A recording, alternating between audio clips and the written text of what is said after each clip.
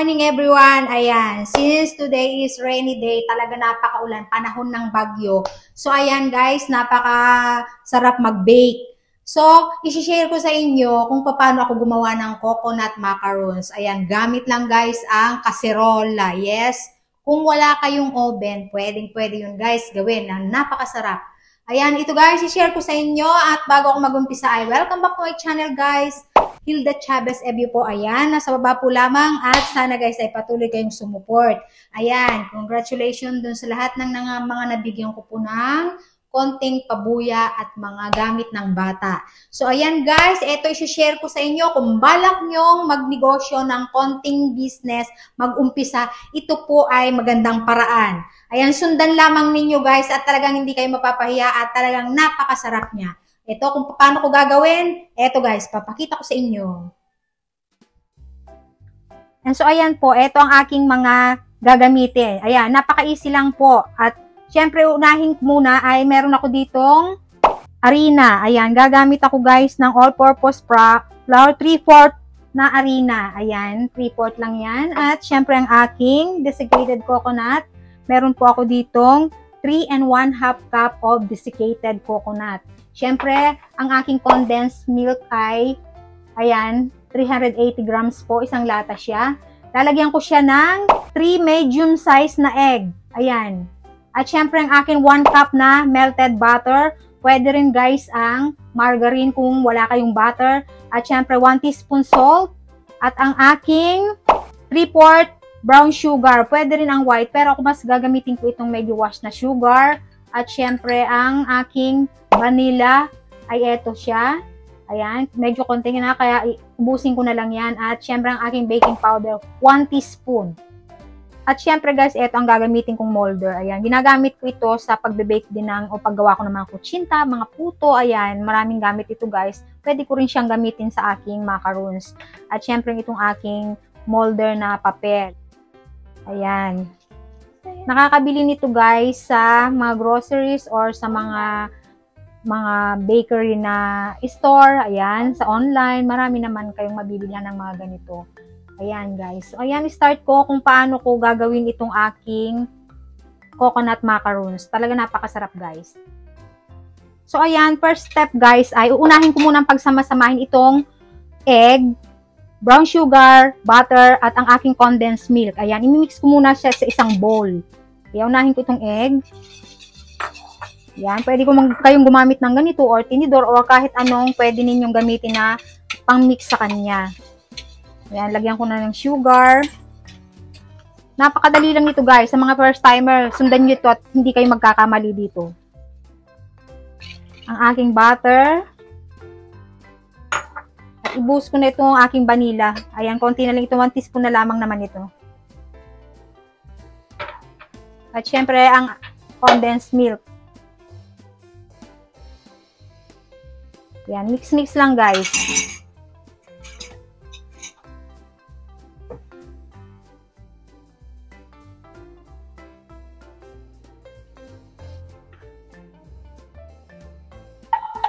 Ayan. Ayan, na-mix ko na siya. And then, isusunod ko ang paghalu-haluin naman itong mga dry ingredients niya. Ayan. Separate ko lang muna yan. And then, gamitin ko itong isang bowl. Ayan. Ang aking all-purpose. Ilagay ko na itong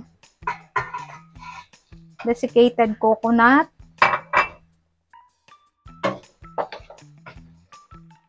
Sa mga first timers guys ha, kung gusto ninyong gawing business ito, pwedeng-pwede guys. Unang-una hindi ka agad nasisira. Tsaka ito guys ay lulutuin ko without oven. Sa pamamagitan lamang ng kasirola. Kung wala kayong oven, pwedeng-pwede. Ayan, lagay ko na yung asin. Huwag kalimutan ng asin. Yan ang magbabalance. At ang aking baking powder. Ayan. So, ayan, after kong na-mix ito guys, ibubuhos ko na yung wet ingredients niya. Ayan, ganito lang siya kasimple. Kayang-kaya nyo. Kahit hindi kayo sanay mag-bake.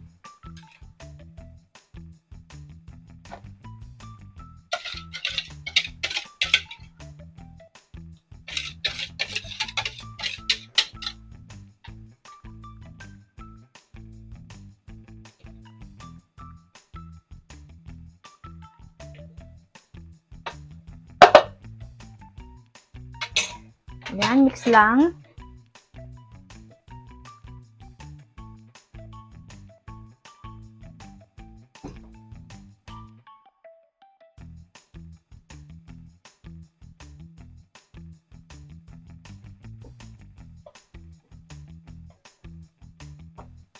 At hindi na dito guys kailangan ang mixer.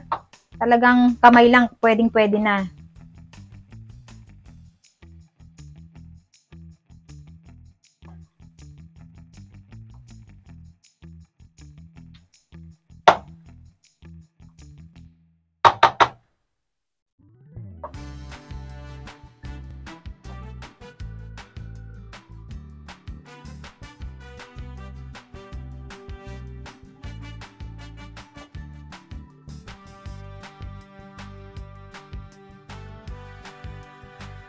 Ayan, so okay na ito. Ilalagay ko na siya sa aking mga molder. Ayan, next guys, ita-transfer ko na siya dito sa aking molder. Ayan. So, bali hindi ko na ito gagamitin kasi para mas maraming maisalang ako dun sa aking kasirola. Kasi ito, ang gagawin ko sana dito, papatong ko lang siyang ganyan. So, magdo-double-double naman ang pagkakapatong-patong niya. So, bali ito na lang, dito ko na lang sa tray, susunod-sunod na ganon. So, ayan, ta-transfer ko na siya guys. Bali para... Ayan, kuha lang kayo ng spoon. Nasa sa inyo kung gaano karami yung gusto nyong sukat. Ito kasi bite size lang. Ayan, pwede talagang pang business guys. Ayan, ganito na lang ang gagawin ko para mas marami akong maisalang.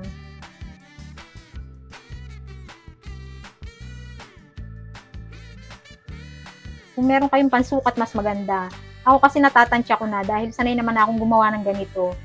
Ayan, dun sa mga baguhan sa baking guys, ganito lang kasimple.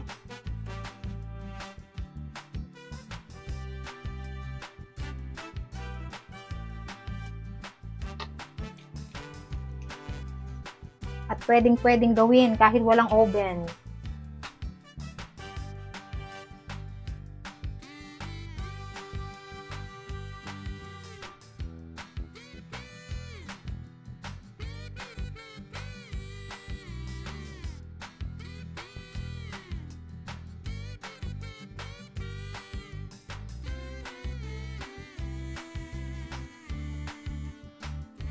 O ayan guys, eto napuno ko na isang tray. So isusunod ko yung mga iba kasi medyo maraming magagawa nito. Kaya nga sa 3 cup lang na desiccated coconut guys, kung magbi-business kayo ay napakaganda, marami kayong magagawa.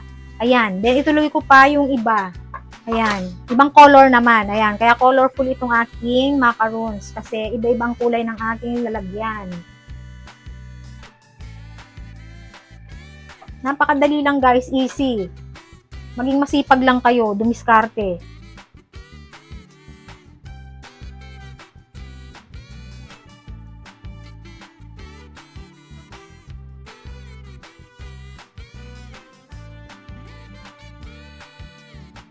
At syempre, mas maganda guys kung may oven kayo.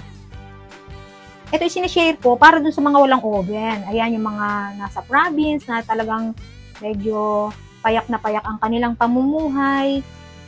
At wala silang oven, gusto naman mag-business din, i-share ko po ito kasi marami akong mga subscribers na mga nasa province sila. Ayan, para makatulong din naman ako, yung konting kaalaman ko sa baking ay i-share ko po. Ayan, marami pa akong i-share sa inyo guys. Next naman ay pang-bake naman ng cake, gagawa ng mga pandesal, mga ganun po.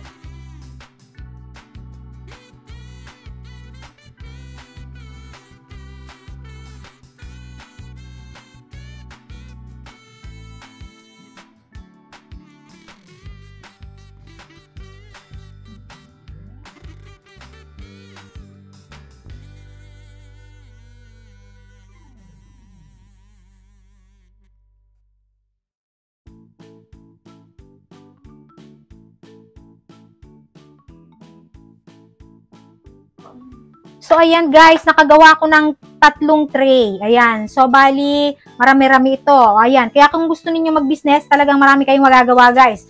So, ngayon guys, sasalang ko na ito sa aking kaserola. Iinitin ko muna ng mga 10 minutes yung aking kaserola bago ko siya ilalagay. Kasi dapat ganon. And then, lulutuin ko ito sa napakahinang apoy lamang. Ayan, lulutuin ko siya sa loob ng 30 minutes. Ayan guys, sige, continuous ko lang. O so ayan guys, nag-preheat na ako ng aking kasirola. Ayan, ininit ko ito sa loob ng 10 minutes. At nang mainit na siya guys, saka ko ilalagay yung aking tray ng macaron. Ayan. Ayan, improvised oven guys. Kaya pwede kayong magluto kung wala kayong oven. Ayan, nakipatong na siya and then ko-cover ko and then wait ko ito ng mga 30 minutes sa mahinang apoy lamang guys. Ayan, sakto lamang yung aking apoy. Ayan, so balikan ko yan after 30 minutes. So, ayan guys. Ayan, after 30 minutes, eto na siya. Luto na ito. Chinek ko na siya. O, ayan. Ganyan ang itsura niya guys. At syempre, dry na siya. At masarap na yan. O, ayan. Papalamigin ko lamang ito guys para ma-store ko sa isang garapon o kung saan ko man gusto ilagay. So, ayan guys. Hintayin ko lang na lumamig ito. Ayan. Ipinakita ko lang sa inyo na ganyan ang magiging itsura niya. Ngayon, kung gusto nyong ayaw nyo ng medyo alsado, bawasan nyo na lang yung sukat ng paglalagay ninyo sa kanyang hulmahan. Para hindi ganyang nakaalsa siya ng matambok. Ako kasi gusto ko talaga nakaalsa siya. So, ayan guys. Store ko lang muna ito at papalamigin. At ayan na nga guys. Natapos ko na. So, nakita ninyo kung paano gawin. Napakadali lang. Huwag kayong matakot mag-bake. Ayan. At yung mga bago sa baking, dun po kayo mag-start. Gawin nyo lang ng simple. Ganun ang gawin nyo. At kung meron naman kayong oven ay mas maganda. At kung wala kayong oven ay hindi rin naman problema. Ayan, mag-umpisa lamang kayo sa konti para kapag nagkamali, may itatama nyo sa susunod. Ayan, kung medyo